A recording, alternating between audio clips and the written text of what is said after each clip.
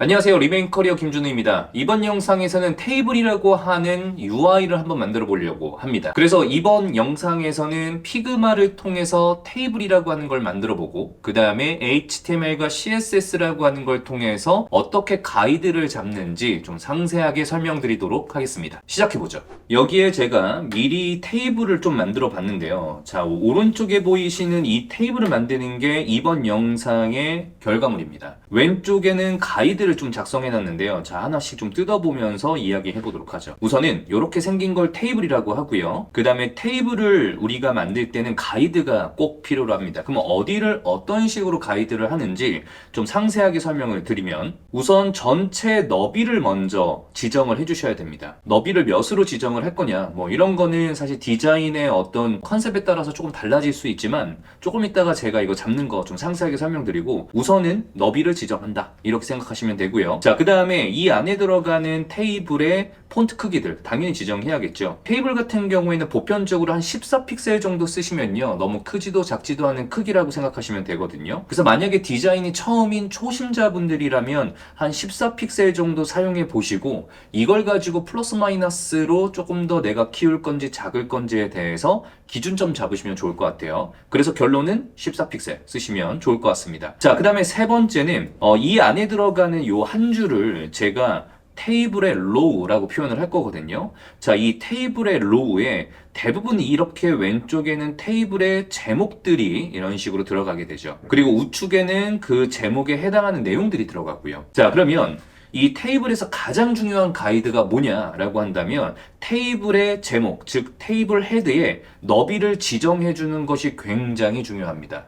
이 너비를 지정하면 이 우측에 있는 테이블의 내용들 있죠. 이 내용의 너비는 180px라고 하는 테이블 헤드 너비의 나머지 영역이 자동으로 지정이 됩니다. 자, 그래서 테이블에서 가장 핵심 가이드가 뭐냐라고 한다면 테이블 헤드의 너비를 지정하는 거고요.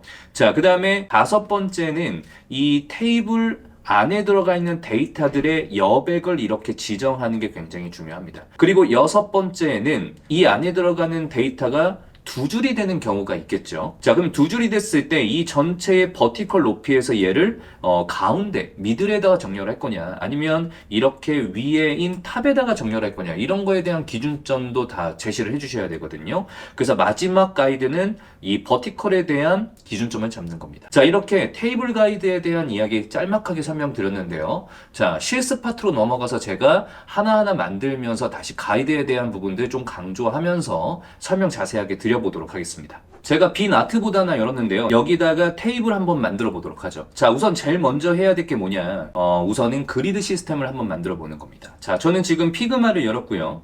자, 피그마에서 아트보드 클릭하고 그리드 한번 만들어 보죠. 자, 우측에 보시면은 아트보드 선택하면 우측 패널에 레이아웃 그리드라고 하는 속성 활성화 되는데요. 자, 이거 클릭해서 그리드 한번 만들어 볼게요. 자, 클릭한 다음에 여기 세팅 아이콘 클릭하시고 컬럼이라고 하는 걸로 바꾸셔야 저희가 알고 있는 그리드 모양으로 나옵니다. 피그마 같은 경우에서 표현하는 그리드는 이런 격자 모양이거든요. UX, UI에서 배우는 그리드는 피그마에서는 컬럼으로 표현을 하고 있습니다. 자, 그래서 컬럼으로 바꿔주시고, 그 다음에 저는 이 카운트, 컬럼의 개수를 12개로 바꾸고요. 자, 그 다음에 컬럼과 컬럼 사이의 간격 20px 정도로 쓰도록 하겠습니다. 자, 그 다음에 지금 이 전체의 아트보드 너비에 컬럼이 자동으로 이렇게 늘어나 있거든요. 1200 그리드를 만들 거여서 우선은 이 타입이라고 되어 있는 부분은 센터로 변경을 해서 현재 컬럼의 너비의 인풋을 활성화시키도록 하겠습니다. 자, 그럼 현재 10픽셀로 되어 있는데 이거 80px로 바꾸면 이거 1200 그리드 되거든요. 그래서 그리드 작동 한번 짚고 넘어가면 카운트는 12개, 그 다음에 타입, 컬럼의 타입은 센터에서 80px 세팅했고요. 자, 그 다음에 마지막 컬럼과 컬럼 사이의 간격 20px로 지정해서 1200 그리드라고 하는 거 만들어 보았습니다. 자, 여기에다가 우선 테이블 한번 제작을 해봐야겠죠. 그러면 테이블의 원고를 제가 조금 미리 준비를 했어요. 자, 여기에서 초심자분들이 실수하면 안 되는 건 지금 여기에는 이 데이터들 있죠. 자, 이 데이터들은 하나하나의 별도로 다 작성을 해서 이렇게 별도의 레이어로 관리를 해주셔야 되는데, 초심자분들 중에서는 이거를 이렇게 제품 소재에서 띄어쓰기를 통해서 하나하나 다 이렇게 쓰시는 분들이 있더라고요. 이렇게 되면은 이 간격과 간격 사이를 텍스트 박스와 텍스트 박스 사이의 간격으로 잡아야 하는데 그렇게 잡을 수 없기 때문에 이런 건 UI의 가이드를 잡기에는 좀 부적절한 작업 방식입니다. 자, 그래서 이렇게 하나하나 별도로 관리를 해준다고 생각하시면 되고요. 저는 미리 작성해 놓았으니까 이걸 좀 활용해서 작업을 해보죠.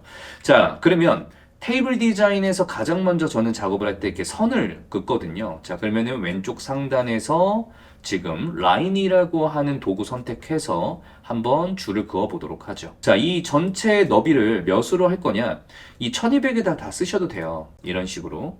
자, 근데 그렇게 되면은 데이터의 내용이 이렇게 왼쪽에 있고 또는 이렇게 우측에 있으면 이 공간이 너무 넓거나 아니면 이게 이렇게 떨어져 있으면 이 공간이 너무 조금 어글리해 보일 수 있겠죠. 그래서 저는 이걸 1200으로 다 쓰지 않고 조금 안쪽으로 타이트하게 쓰도록 하겠습니다. 자, 그리고 여기에다가 자, 이렇게 제목 올리고요. 자, 그 다음에 테이블에 제목 배치하고 내용 배치하고 자, 이렇게 배치를 할 건데요. 자, 테이블을 시작할 때 이 선의 색상은 한 2픽셀 정도의 생블랙으로 시작하는 게 좋습니다. 자, 왜냐면 지금 현재 이 데이터와 데이터 사이에 자, 이런 식으로 선을 하나 넣을 거거든요. 그러면 1픽셀을 넣을 거고 그 다음에 회색을 한번 선택해 보도록 하죠.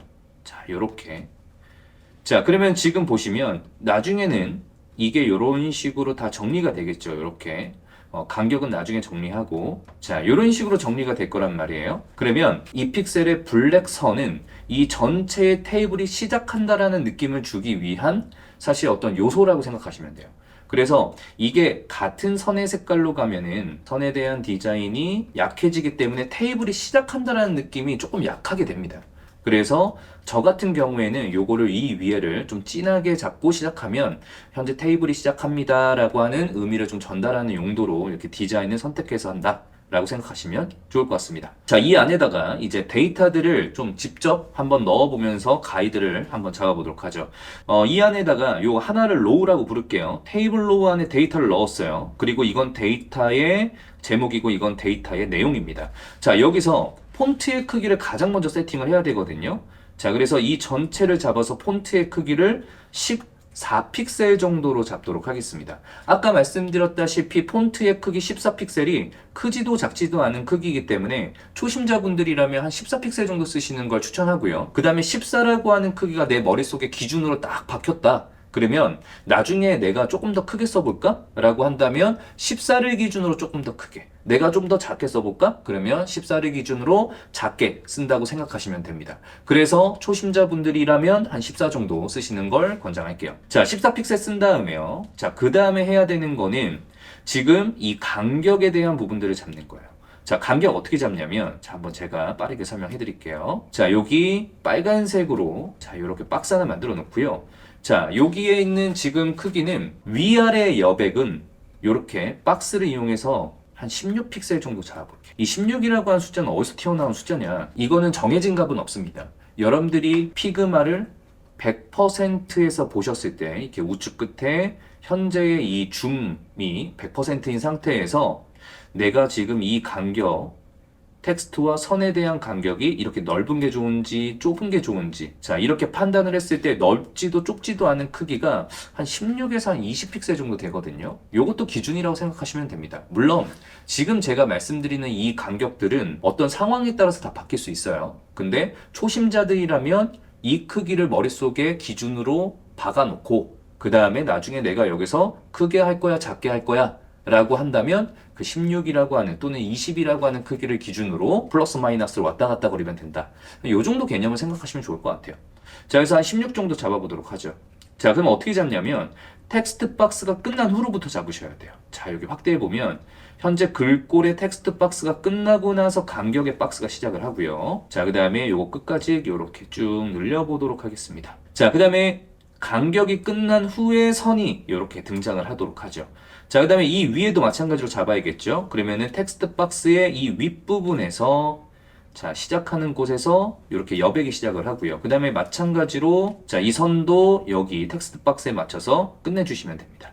자, 그러면 텍스트 박스를 기준으로 위, 아래가 약 16 정도가 배치가 되는 거죠. 자, 여기도 이렇게 해볼게요. 자, 그 다음에 좌우 여백을 잡으셔야 되거든요. 마찬가지로. 근데 좌우 여백 잡기 전에 가장 중요한 게 뭐냐면 이 전체의 테이블 헤드의 너비를 지정해야 된다고 설명을 드렸어요. 자, 이 너비는 왜 지정해야 되느냐. 자, 이거 제가 좀 설명을 드릴 테니까 한번 잘 들어보세요. 우선은 결과적인 것부터 제가 먼저 잡고 나서 설명을 드릴 건데 한 180 정도의 여백을 잡는다고 가정을 해볼게요. 자, 이거의 너비를 180 정도로 잡는다고 가정을 하고요. 자, 그 다음에 여기에 선을 하나 그을 거예요. 자, 요렇게 선을 그어서 들어갈 거고, 자, 그다음에 선 색깔 복사해서 여기 그대로 넣어주도록 하겠습니다. 자, 그러면 자, 이런 식으로 현재 테이블 헤드의 너비를 제가 몇으로 잡았냐면 180px로 잡았어요. 180px라고 하는 크기를 결정을 하시잖아요. 그러면 우측에 있는 내용의 이 너비가 자동으로 결정이 됩니다. 자, 이게 무슨 얘기냐면 제가 코딩으로 좀 준비를 해놨는데 그 코딩을 보면서 설명을 드리도록 할게요. 코딩으로 테이블 디자인을 미리 해놨는데요. 자, 여기에서 이 너비가 되게 중요하다고 했었어요. 자, 이 너비가 왜 중요하냐면 지금 여기에 있는 이 너비를 직접 제가 180px라고 지정을 하면 이 180px라고 하는 건 뭘 의미하는 거냐면 현재 테이블 헤드의 이 너비를 180px로 하겠다라는 뜻입니다. 그러면 이 180으로 이 녀석이 지정이 되면 우측에 있는 데이터의 내용의 너비가 어떻게 되는지 한번 봐보세요. 자, 그러면 지금 180하고 저장하고요. 자, 이거 세로 고침 한번 해보겠습니다. 자, 세로 고침 해볼게요. 자, 그럼 어떻게 됐죠? 180px로 고정이 됐고요. 그 다음에 이 우측에 있는 너비는 어떻게 됐죠? 현재 이 테이블의 너비가 780px거든요.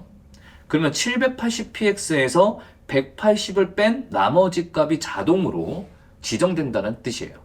자, 만약에 이거를 제가 250으로 바꾸면 어떻게 될까요? 그러면 이 왼쪽에 있는 테이블 헤드가 250으로 결정이 되면 우측의 너비는 자동으로 결정되는 거죠. 그래서 피그마로 다시 넘어와 봤습니다. 자, 그러면 지금 여기를 180으로 우리가 지정을 하는 순간 사실 뭐 180이든 200이든 상관없습니다. 여러분들이 보셨을 때 괜찮은 크기를 지정해 달라는 뜻이에요. 자, 180으로 우선 저는 지정을 하면 이 나머지의 여백은 우리가 고민할 필요가 있을까요? 전혀 없는 거죠. 그래서 테이블 가이드에서 우리가 되게 중요하게 봐야 되는 것 중 하나가 테이블 헤드의 너비를 우리가 강제로 지정한다. 이거 꼭 기억해 주시길 바랍니다. 자, 그래서 180 정도로 지정을 하겠습니다. 좌우에도 여백을 지정을 해줘야 되는데요. 자, 이 좌우 여백 색깔 볼 수 있게 사이언 컬러로 좀 바꾸고요. 자, 좌우 여백은 위아래 지금 16px거든요. 이번에는 20px 해보죠. 제가 16px만 하면 이거 보시는 분들이 꼭 16으로만 해야 돼? 이런 생각 가질 수 있으니까 뭐 자유롭게 한 20 정도 줘보도록 하겠습니다. 자, 그 다음에 20 정도 주면 지금 20px 떨어진 다음에 텍스트 시작하겠죠. 자, 근데 여기서 중요한 가이드 또 하나 있어요. 뭐냐면 데이터의 내용이 끝나는 곳에도 20px라고 하는 거 지정하셔야 돼요. 왜 그러냐면 지금 현재 데이터 내용이 4글자밖에 없지만 이렇게 되게 많은 글자들이 들어가잖아요. 그러면 이 소재라고 하는 글자가 이 끝에 붙어 있으면 되게 안 이쁘겠죠. 그래서 여기까지만 올 수 있게끔 여백을 또 지정을 해 놓는 거예요. 그러면 이 제품 소개라고 하는 녀석이 여기까지 가지 못하고 여백이 있으니까 이렇게 떨어지게 되는 거죠. 자, 그래서 양쪽에 여백을 16 정도로 잡아보도록 하고요. 자, 마찬가지로 이 우측에 있는 데이터의 내용도 20px로 잡아보도록 하겠습니다. 자, 그러면은 지금 20이고요. 마찬가지로 시작하는 위치 20 잡고, 자, 이렇게 정확하게 잡아줄게요. 자, 그 다음에 끝나는 위치 20으로 잡아보도록 하죠. 자, 이렇게 정확하게 잡았습니다. 마찬가지로 이 안에 들어가는 데이터의 내용이 이렇게 끝까지 간다면 테이블의 우측 끝까지 가지 않고 이 여백에서 끝나게 되겠죠. 자, 그래서 그런 것들을 우리가 미리 가이드를 잡아 놓는다. 이렇게 생각하시면 됩니다. 자, 그러면 이거 빠르게 제가 다 한번 정리해 보도록 할게요. 자, 이렇게 제가 테이블을 좀 다 정리를 해봤는데요. 자, 지금 여기 위에서부터 뭐 나머지는 다 똑같아요. 두 번째 줄, 세 번째 줄, 네 번째 줄 우리가 잡았던 가이드대로 그대로 잡으시면 됩니다. 자, 근데 마지막 줄 잠깐 좀 더 설명할 거 있어요. 뭐냐면 만약에 여기에서 데이터의 내용이 많아진다면 이렇게 두 번째 줄로 떨어진다고 했었죠. 그러면 이 전체의 로우의 높이가 두 번째 줄이 되면서 이렇게 늘어나게 되는 거거든요. 자, 그러면 늘어나면서 이 우측에 있는 공간도 늘어나겠죠. 자, 그러면 얘는 어떻게 되는 걸까요? 얘는 이 위에다가 정렬을 해야 되는 걸까요? 가운데다가 해야 되는 걸까요? 자, 이거 역시 제가 코딩으로 좀 준비를 해놨는데 그 해당하는 코딩을 보면서 설명드리도록 하겠습니다. 다시 테이블 코딩 화면 열어놨는데요. 자, 여기서 이야기 이어나가 보면 자, 왼쪽에 두 줄이 됐을 때 이 전체의 높이가 결정된다고 했었죠. 자, 이거 무슨 얘기인지 다시 한번 좀 보강 설명하면 자, 제가 이거를 내용을 좀 더 많이 써볼게요. 자, 이렇게 세 줄을 썼습니다. 그리고 세로 고침하면 이 내용들이 추가가 되겠죠. 자, 세로 고침 한번 해볼까요? 자, 그러면 이렇게 줄수가 늘어남에 따라서 이 로우의 값의 높이가 함께 늘어나겠죠. 자, 그렇게 됐을 때 상세 페이지 참고라고 하는 이 원고의 내용이 지금 이 로우를 기준으로 미들 정렬이 되어 있는데요. 자, 이 미들 정렬의 위치는 우리가 직접 지정할 수 있어요. 예를 들어서 지금 우측에 보이는 이 코드가 그것을 담당하는 코드거든요. 자, 버티컬 얼라인이라고 합니다. 이거 그냥 말 그대로 이 높이, 버티컬이란 뜻이고요. 그 다음 미들이라고 하는 건 이 높이의 미들, 정렬로 하겠다 이런 건데요. 자, 만약에 이걸 제가 탑이라고 바꾸면 어떻게 될까요? 자, 새로 고침해볼까요? 자, 그러면 현재 전체 로우의 이 위쪽에 정렬이 되는 거죠. 근데 만약에 이게 내가 싫어. 그러면 미들이라고 바꾸게 되면 다시 세로 고침. 자, 지금 중앙에 오게 되고요. 그 다음에 바텀으로도 바꿀 수 있습니다. 물론 이런 디자인은 잘 안 하게 되니까 그냥 보고 넘어가시면 됩니다. 자, 세로 고침하면 전체 로우의 밑으로 내려가게 되는 거죠. 자, 그래서 정리를 해보면 현재 데이터의 내용이 만약에 늘어났을 때 이 높이가 이렇게 로우가 늘어날 거 아니에요. 자, 그때 여기에 있는 이 내용들은 미들로 할 건지 탑으로 할 건지에 대한 부분들을 여러분들이 직접 지정할 수 있다는 거 인지해 주시면 좋을 것 같아요. 다시 피그마로 돌아와서 마지막 이야기 한번 해보면 자, 그러면은 지금 이 두 줄이 됐을 때 그러면은 상세 페이지 참고라고 하는 게 이렇게 미들로 할 건지 탑으로 할 건지를 여러분들이 직접 결정하시면 되는 거겠죠. 자, 그리고 이 마지막 밑에 있는 것도 같은 내용이에요. 자, 반대로 이건 제목이 아니고 이번 내용이 두 줄, 세 줄, 네 줄이 될 수 있겠죠. 그러면은 로우의 높이가 자동으로 늘어나게 될 텐데 그럼 이렇게 왼쪽에 헤드에 테이블 헤드의 내용이 한 줄일 때는 어떻게 되느냐? 마찬가지입니다. 미들로 할 건지 탑으로 할 건지를 여러분들이 직접 정의할 수 있다. 이렇게 이해하시면 돼요. 자, 그리고 아까 깜빡하고 말씀 안 드린 게 있어요. 뭐냐면 이 여백 잡는 거 제가 깜빡했습니다. 자, 다시 코딩 화면으로 넘어가서 여백 한번 다시 말씀드릴게요. 다시 코딩 화면으로 넘어왔습니다. 자, 여백 이야기 마무리 한번 해보죠. 자, 이 데이터에 대한 여백인데요. 자, 이 데이터 여백은 지금 우측에 보이는 이 코드들이거든요. 자, 여기다가 지정하면 테이블 헤드와 테이블 내용이 동시에 먹어요. 그것만 좀 인지해 주시고 보시면 될 것 같은데 자, 지금 이 여백을 이 패딩이라고 하는 거 여백이라고 인식하시면 돼요. 왼쪽과 우측, 그러니까 지금 이 데이터 내용으로 봤을 때 헤드의 왼쪽과 우측, 그리고 이 데이터 내용의 왼쪽과 우측을 동시에 주겠다라고 이해하시면 됩니다. 자, 그러면 여기를 아까 몇으로 줬었냐면 뭐 한 20 정도 줬었거든요. 그러면 여기에다 직접 이렇게 씁니다. 퍼블리셔들이. 자, 이렇게 20, 그러면 레프트 라이트가 20이니까 현재 테이블 헤드, 테이블 데이터 지금 이 뜻이에요. 두 개 동시에 주겠다고. 자, 그리고 세로 고침해보면 어떻게 될까요? 자, 여기 보세요. 왼쪽으로 20 띄워줬고 우측으로도 20이 띄워진 거죠. 자, 여기까지 이해되시죠? 자, 그리고 위아래 여백은 16씩 줬거든요. 자, 그거 여백이 지금 탑, 바텀 요 부분입니다. 자, 여기도 16, 밑에도 16. 자, 세로 고침 한번 해보도록 하죠. 자, 저장하고 자, 세로 고침 한번 해볼까요? 자, 그러면 위아래의 여백이 16씩 먹은 상태이다.